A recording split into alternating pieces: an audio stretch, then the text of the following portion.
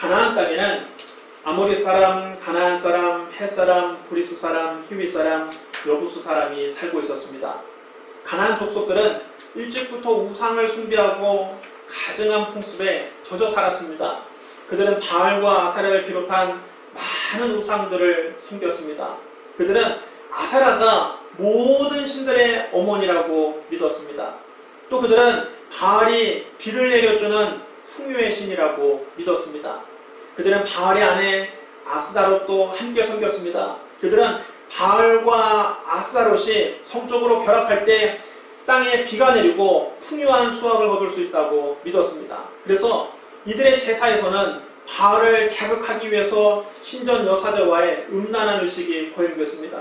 그들의 종교의식이 여사제와 음란한 의식을 하는 것입니다. 그럼 여러분, 그들의 일상생활은 얼마나 성적으로 문란하고 타락했겠습니까? 가나안의 풍속은 차마 눈뜨고 볼 수 없는 지경이었습니다.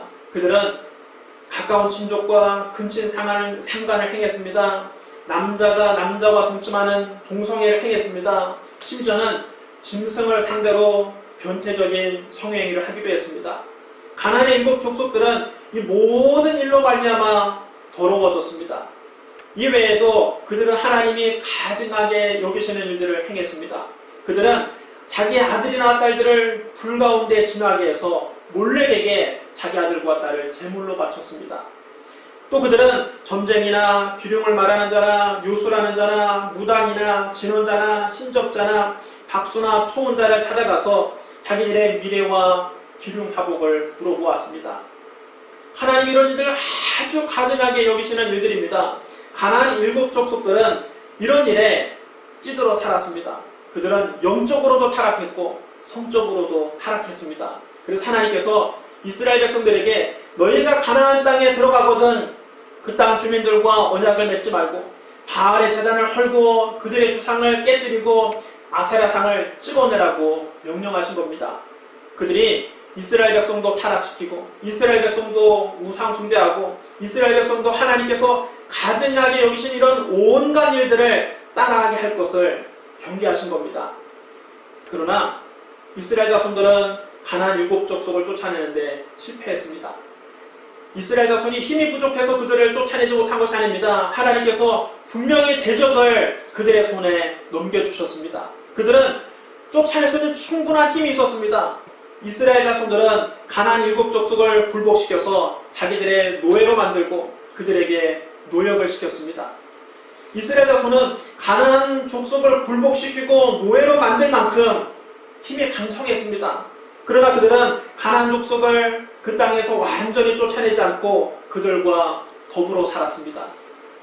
세월이 흘러서 여호수아도 죽고 여호수아와 함께했던 장로들도 다 세상을 떠났습니다. 그들 뒤에 새로운 세대가 일어났는데 그들은 하나님을 알지도 못하고 하나님께서 이스라엘 위에 행하신 일도 전혀 몰랐습니다. 이제 이스라엘 자손은 가나안 족속, 헷 족속, 아모리 족속, 브리스 족속, 히위 족속, 여부스 족속 가운데 거주하면서 그들의 딸들을 아내로 삼고 자기들의 딸들을 그들의 아들들에게 주고 또 그들의 신들을 섬겼습니다. 이스라엘 자손이 그들의 하나님 여호와를 잊어버리고 바알과 아세라를 섬겨 하나님 보시기에 악한 일을 저질렀습니다. 하나님께서 그들에게 진노하셔서 그들을 메소포타미아 왕 구산 리사다임의 손에 넘기셨습니다. 이스라엘 자손이 구산 리사다임 밑에서 8년을 그를 섬겼습니다. 그 8년 동안 그들은 억압을 당하고 압박을 당하고 착취를 당하고 약탈을 당하고 괴롭힘을 당했습니다. 그들은 너무나 괴로웠습니다. 이스라엘 자손이 그제야 하나님을 찾기 시작합니다. 이스라엘 자손이 괴로워서 하나님께 부르짖자 하나님께서 그들을 위해서 한 구원자를 세우셨으니 그가 바로 갈렙의 아우 그나스의 아들 온니엘입니다. 여호와의 영이 그에게 임하셨으므로 그가 이스라엘의 사사가 되었습니다. 그가 나가서 싸울 때에 하나님이 메소포타미아 왕 구산 리사다임을 그의 손에 넘겨주셨습니다. 그래서 온니엘이 구산 리사다임을 이겼습니다. 이스라엘 백성이 8년 동안 그를 이기지 못해서 그 밑에서 착취를 당하고 학대를 당하고 괴롭힘을 당하고 약탈을 당하고 빼앗김을 당했는데 하나님의 영이 온니엘과 함께 하시자 온니엘이 단번에 구산 이스라엘을 물리치고 그들을 그 땅에서 쫓아낸 것입니다. 여러분 따라해 주랍니다. 여호와의 영이 그에게 임하셨으므로 온니엘이 이스라엘의 사사가 되어 구산 이스라엘의 손에서 이스라엘을 구원한 것은 그의 능력이 탁월해서가 아닙니다. 그의 힘이 강성해서가 아닙니다. 그가 지혜가 있어서가 아닙니다. 여호와의 영이 그에게 임하셨기 때문입니다. 온니엘이 죽을 때까지 40년 동안 그 땅은 전쟁이 없이 평온했습니다. 이스라엘 자손은 온니엘이 사사로 있는 동안 평화를 누릴 수가 있었습니다. 이스라엘을 구산 이스라엘의 손에서 구원한 온니엘은 우리를 구원하신 예수 그리스도의 그림자입니다. 예수님은 나사렛 회당에서 말씀을 전하실 때에 선지자 이사야의 글 중에서 이렇게 기록된 데를 찾아서 읽으셨습니다. 주의 성령이 내게 임하셨으니 이는 가난한 자에게 복음을 전하게 하시려고 내게 기름을 부으시고 나를 보내사 포로된 자에게 자유를 눈먼 자에게 다시 보게 함을 전파하며 눌린 자를 자유롭게 하고 주의 은혜를 전파하게 하려 하심이라. 여러분 따라해 주랍니다. 주의 성령이 내게 임하셨으니 예수님의 사역은 한마디로 성령의 사역이라고 해도 과언이 아닙니다. 예수님의 생애와 사역을 자세히 살펴보면 항상 성령의 인도하심을 따라 이루어졌습니다. 예수님 이 세상에 오실 때에도 동정녀 마리아의 몸에 성령으로 잉태되어 이 세상에 오셨습니다. 천사가 마리아에게 말했습니다. 성령이 너에게 임하시고 지극히 높으신 이 능력이 너를 덮으시리니 이러므로 나실 바 거룩한 이는 하나님의 아들이라 일컬어지리라. 예수님께서 30살이 되셔서 공생의 사역을 시작하시기 전에 세례 요한에게 세례를 받으셨습니다. 그때 성령의 비둘기 같은 형체로 예수님 위에 강림하셨고 예수님은 성령의 충만함을 입으셨습니다. 예수님은 성령에 이끌려서 광야에 가서 40일 동안 금식하시고 마귀의 시험을 이기셨습니다. 이때부터 예수님께서 성령의 능력으로 갈릴리에서 사역하실 때 그 소문이 사방에 퍼졌고 친히 여러 회당에서 가르치심에 무사람에게 칭송을 받으셨습니다. 예수님은 성령의 능력을 힘입어서 가난한 자에게 복음을 전하셨습니다. 예수님께서 이 말씀을 읽으신 곳은 나사렛 회당이었습니다. 나사렛은 당시 유대의 빈민촌입니다. 그곳은 병든 사람, 소외된 사람, 버림받은 사람, 죄짓고 도망온 사람들, 이렇게 주로 가난한 계층이 모여 사는 곳이었습니다. 그들은 가난하다는 이유로, 힘이 없다는 이유로, 약하다는 이유로 멸시와 천대를 받으며 살아갔습니다. 하루하루 어려운 삶을 이어가고 있는 그들에게 예수님이 기쁜 소식을 전해주셨습니다. 사람들은 그들을 무시하고 외면했지만 주님은 그들을 잊지 않으셨습니다. 왜 우리가 사는 이 세상에 가난과 저주가 들어왔습니까?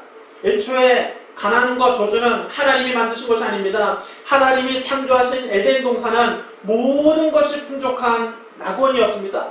그런데 첫사랑 아담이 하나님께 반역하고 범죄함으로 에덴 동산에서 그는 쫓겨난 것입니다. 그때부터 땅이 저주를 받고 가시덤불과 엉겅퀴를 내기 시작했고 인간은 얼굴에 땀을 흘려야만 겨우 먹고 살 수 있게 되었습니다. 가난과 저주는 하나님이 만드신 것이 아니라 인간이 자충한 것입니다. 그러나 마지막 아담이신 예수님이 오셔서 우리의 가난과 저주를 대신 다 당신이 짊어지시고 십자가에 달려 죽으심으로 우리의 가난과 저주에서 우리를 건져주시고 우리를 부유하게 하신 겁니다. 고린도후서 8장 9절에 이렇게 기록되어 있습니다. 우리 주 예수 그리스도의 은혜를 너희가 알거니와 부유하신 이로써 너희를 위하여 가난하게 되시면 그의 가난함으로 말미암아 너희를 부유하게 하려 하심이라. 여러분 따르셔랍니다. 그의 가난함으로 말미암아 너희를 부유하게 하려 하심이라.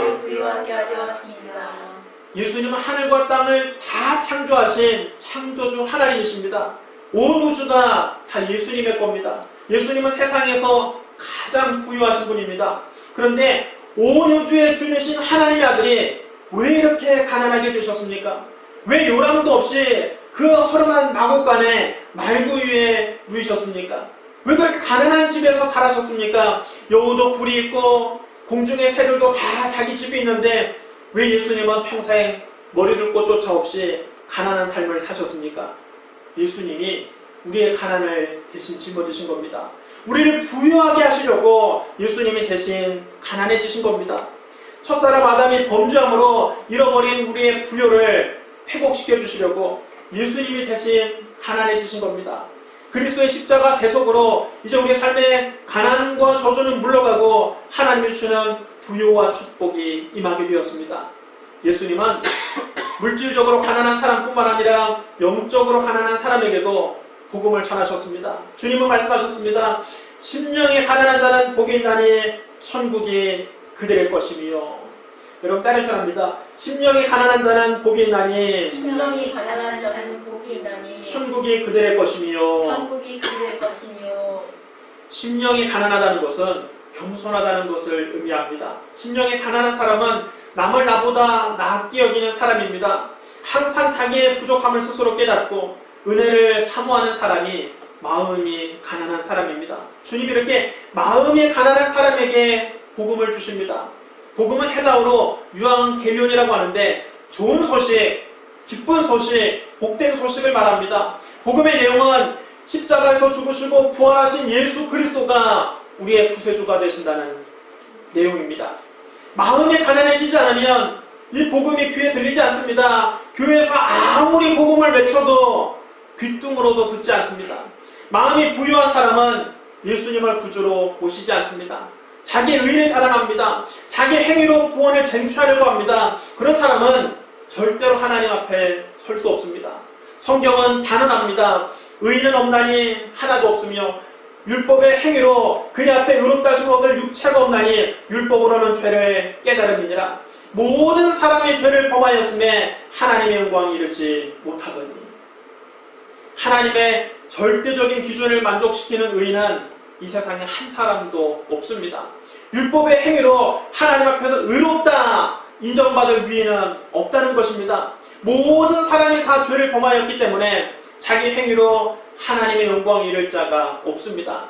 그러나 마음이 가난해져서 심령이 가난해져서 예수 그리스도의 십자가를 붙들고 예수님의 십자가 보혈을 의지하면 값없이 의롭다함을 얻게 됩니다. 성경은 말씀합니다. 그리스도 예수 안에 있는 속량으로 말미암아 하나님의 은혜로 값없이 의롭다 하심을 얻은 자 되었느니라. 바로 이것이 여러분 은혜입니다. 바로 이것이 복음입니다. 우리는 오직 하나님의 은혜로만 의롭다 하심을 얻을 수 있습니다. 우리는 오직 예수 그리스도를 믿음으로만 구원받을 수 있습니다. 사람이 의롭다 하심 얻는 것은 율법의 행위에 있지 않고 오직 예수 그리스도를 믿음으로만 됩니다. 어디 감히 하나님 앞에 자기 의를 드러내려고 합니까? 어디 감히 하나님 앞에 자기 행위를 내세웁니까? 하나님 앞에 자기 의를 자랑했다가는 멸망의 죽음밖에 없는 것입니다. 요한계시록에서 주님은 스스로 부유하여 부족함이 없다고 생각하는 라오디게아 교회를 책망하셨습니다. 네가 말하기를 나는 부자라 부유하여 부족한 것이 없다나 네 곤고한 것과 가련한 것과 가난한 것과 눈먼 것과 벌거벗은 것을 알지 못하는도다. 내가 너를 권하노니 내게서 불러낸다는 금을 사서 부유하게 하고 흰옷을 사서 입어 벌거벗은 수치를 보이지 않게 하고 안약을 사서 눈에 발라 보게 하라. 현대인들은 스스로 다 부유하다고 생각합니다. 넓은 아파트에 살고 있고 너무 좋은 집에서 살고 있고 좋은 자동차를 끌고 다니고 있고 다 부자라고 생각합니다. 스스로 잘났다고 생각합니다. 교양이 있다고 생각합니다. 많이 배웠다고 생각합니다. 그래서 스스로 잘났다고 생각하지만 하나님이 보실 때에는 너무 가난하고 너무 가련하고 너무 형편없는 죄인이라는 것입니다. 하나님 앞에 벌거벗은 죄인이라는 것입니다. 우리는 예수님에게서 흰옷을 사서 입어야만 하나님 앞에 설 수 있습니다. 예수님은 가난한 자에게 기쁜 소식을 전해주려고 이 세상에 오셨습니다. 물질적으로 가난한 사람도 예수님을 만나면 부유해지고 마음이 가난한 사람도 예수님을 만나면 영적인 목마름을 해결하고 은혜로 충만해집니다. 그러므로 여러분 오늘 가난한 마음으로 예수님 앞에 나오십시오. 그러면 주님이 여러분의 마음과 삶에 복을 넘치도록 부어주십니다. 주님이 주시는 복을 받으시기를 주님의 이름으로 축원합니다. 예수님은 포로된 자를 자유롭게 하십니다. 포로되었다는 말은 사탄에게 사로잡혔다는 것을 의미합니다. 인간이 범죄하고 타락한 이후 사탄은 사람들을 포로로 잡고 그 영혼을 도둑질하고 죽이고 멸망시키고 있습니다. 마치 메소포타미아 왕 구산 리살라임이 이스라엘 백성들을 학대하고 괴롭힌 것처럼 사탄은 우리를 억압하고 괴롭히고 있습니다. 그 결과 사람들은 여러 가지의 포로로 묶여서 살아갑니다. 삶의 여러 가지 문제로 인해서 염려와 근심의 포로가 되어 있습니다. 사람들 죄다 만나보면 염려와 근심이 없는 사람이 없습니다. 제게 상담을 요청하는 사람 치고 여러분, 염려 없는 사람, 근심 없는 사람 한 번도 만나본 적이 없습니다. 이거는 가난하냐 부하냐의 차이가 아닙니다. 부유롭게 살고 누가 봐도 부러운 가정에서 사는데도 만나서 상담을 해보면 다 썩을 대로 썩어 있습니다. 마음이 곪을 대로 곪아 있습니다. 얼마나 마음이 상처가 많은지 염려와 근심 속에서 한숨을 푹푹 내쉬며 살아가는 것입니다. 죄책감과 수치심, 미움과 분노, 원망과 불평, 부정적인 생각, 과거의 상처의 포로가 되어서 마음의 고통이 끊일 날이 없습니다. 어떤 사람은 도박이나 마약의 포로가 되어서 자기 인생을 파멸로 몰아가기도 합니다. 그런가 하면 요즘 청소년들은 음란물이나 게임의 포로가 되어서 세월을 허송합니다. 여러분, 이런 것들이 다 사탄의 역사입니다. 사탄은 인간을 죄의 포로로 잡아서 결국에는 멸망으로 끌고 가는 것입니다. 어떻게 해야 우리가 이 포로된 상태에서 해방될 수 있습니까? 포로된 자에게 자유를 주시는 예수님 앞에 나와야 됩니다. 우리를 자유롭게 해주실 분은 오직 예수 그리스도밖에 없습니다. 예수님은 십자가를 통해서 사탄을 이기셨습니다. 골로새서 2장 13절로 15절에 이렇게 기록되어 있습니다. 또 범죄와 육체의 모할례로 죽었던 너희를 하나님이 그와 함께 살리시고 우리를 모든 죄에서 사하시고 우리를 거스르고 불리하게 하는 법정으로선 증거를 지우시고 제하여 버리사 십자가에 못 박으시고 통치자들과 권세자들을 무력하여 드러내어 구경거리로 삼으시고 십자가로 그들을 이기셨느니라. 그럼 따라해주셔야 합니다. 십자가로 그들을 이기셨느니라. 예수님이 십자가에서 사탄을 이기셨기 때문에 사탄의 포로된 자를 구원할 수 있는 것입니다. 예수님께 나오면 모든 매인 것에서 풀려나 자유롭게 됩니다. 예수님은 말씀하셨습니다. 진리를 알지니 진리가 너희를 자유롭게 하리라. 그럼 진리가 누굽니까? 예수님이 또 말씀하셨습니다. 내가 곧 길이요 진리요 생명이니 나로 말미암지 않고는 아버지께로 올 자가 없느니라. 예수님이 곧 진리이십니다. 진리신 예수님께 나와 모든 무거운 것과 얽매이기 쉬운 죄를 다 주님 앞에 내려놓으십시오. 그러면 주님께서 염려와 근심에서 우리를 자유롭게 해주십니다. 죄책감과 수치심, 미움과 분노, 원망과 불평, 부정적인 생각과 과거의 상처에서 우리를 자유롭게 해주십니다. 도박 중독, 마약 중독, 음란물 중독, 게임 중독에서 우리를 자유롭게 해주십니다. 오늘 예수님을 의지하고 모든 포로된 것에서 자유를 얻게 되시기를 주님의 이름으로 축복합니다. 예수님은 눈먼 자를 다시 보게 하십니다. 주님이 이 세상에서 사역하시는 동안 실제로 많은 시각장애인들을 고쳐주셨습니다. 주님은 맹인거지 바디모의 눈을 뜨게 해주셨습니다. 실로암 연못 근처에서 구걸하던 날 때부터 맹인된 사람도 고쳐주셨습니다. 주님은 말씀하셨습니다. 내가 세상에 있는 동안에는 세상의 빛이로다. 여러분 따르셔야 합니다. 예수님이 빛이십니다. 예수님은 눈이 어두워서 앞을 볼 수 없는 사람들에게 빛을 주셨습니다. 주님은 신체적인 장애로 앞을 못 보는 사람뿐만 아니라 영적으로 보지 못하는 사람들도 고쳐주셨습니다. 예수 믿기 전에는 우리도 다 눈뜬 맹인이었습니다. 눈에 보이는 것만 바라볼 뿐 영원한 세계는 못 보고 살아왔습니다. 그런데 십자가에서 죽으시고 부활하신 예수님을 믿고 난 다음 우리가 영의 눈을 뜨게 된 것입니다. 영의 눈을 떠서 보니까 하나님이 계신 것을 알게 되었습니다. 영의 눈을 떠서 보니까 예수님이 나를 위해서 십자가에서 죽으시고 나를 위해서 부활하셨다는 것이 믿어졌습니다. 영의 눈을 뜨고 보니까 눈에 보이는 이 세계만 있는 것이 아니라 눈에 보이지 않는 영원한 세계가 있다는 것을 알게 되었습니다. 우리는 비록 이 땅에 살고 있지만 저 영원한 천국을 바라보며 살아갑니다. 우리는 이 한량없는 은혜에 늘 감사한 마음으로 살아갑니다. 아직도 예수님을 모르고 있다면 지금 예수님께 나오십시오. 그러면 주님이 여러분의 영의 눈을 뜨게 하셔서 천국 소망을 갖게 해주시고 하나님의 영광을 나타내는 삶을 살게 해주십니다. 오늘 생명의 빛이신 예수님을 여러분 마음 가운데 모시기를 주님의 이름으로 축원합니다. 예수님은 눌린 자를 자유롭게 하십니다. 눌려있다는 것은 무언가에 의해서 억압받고 있는 상태를 말하는 것입니다. 마치 이스라엘 백성들이 메소포타미아 왕 구사니사다임에게 억압을 당했던 것처럼 현대인들은 많은 것에 억압을 당하고 살아가고 있습니다. 어떤 사람은 자신을 둘러싼 환경에 눌려서 힘들어합니다. 또 어떤 사람은 질병에 눌려서 고통스러워합니다. 또 어떤 사람은 자기 성격에 눌려서 고통스러워하는 사람도 있습니다. 자기 성격에 눌린 사람은 자기도 자기 마음을 어찌할 수가 없습니다. 자기도 자기 마음을 이해할 수가 없습니다. 자기가 잘못했다는 걸 알면서도 또 같은 잘못을 저지릅니다. 자기 성격 때문에 너무나 힘들어합니다. 예수님이 이렇게 마귀에게 눌린 모든 사람을 고쳐주기 위해서 이 세상에 오셨습니다. 성경은 말씀합니다. 하나님이 나사렛 예수에게 성령과 능력을 기름 붓듯 하셨음에 그가 두루 다니시며 선한 일을 행하시고 마귀에게 눌린 모든 사람을 고치셨으니 이는 하나님이 함께 하셨습니다.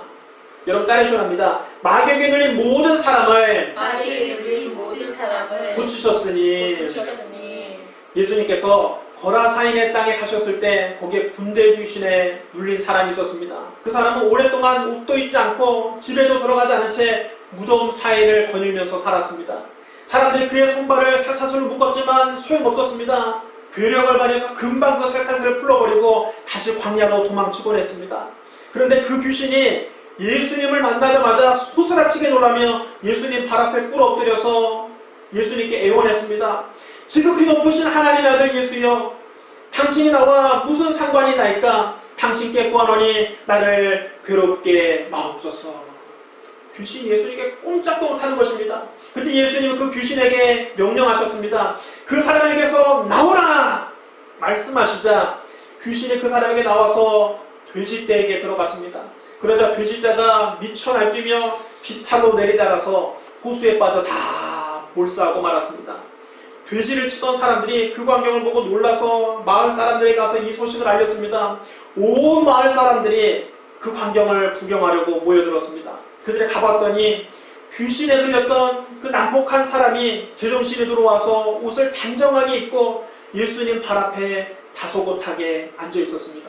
완전히 새 사람이 되어 있었습니다. 예수님께서 군대 귀신에게 눌린 사람을 자유롭게 하신 겁니다. 그럼 여러분, 마귀에게 눌려 고통당한 사람은 오늘 예수님께 나오십시오. 귀신에게 눌려서 고통당하는 사람은 예수님께 나오십시오. 주님은 오늘도 성령의 능력으로 눌린 자를 자유롭게 하십니다. 성령의 충만함을 받고 십자가 신앙으로 무장하면 눌린 것에서 해방됩니다. 마음이 눌린 사람은 자유롭게 됩니다. 질병에 눌린 사람이 자유롭게 됩니다. 환경에 눌리는 사람이 자유롭게 됩니다. 귀신에게 눌리는 사람이 자유롭게 됩니다. 예수님 안에 자유가 있습니다. 오늘 모든 눌림에서 자유를 얻고 주님이 주시는 참된 기쁨과 평안을 누리시기를 주님의 이름으로 축원합니다. 우리 주님은 주의 은혜의 해를 전파하십니다. 주의 은혜의 해란 희년을 말하는 것입니다. 하나님은 이스라엘 백성에게 희년 제도를 주셨습니다.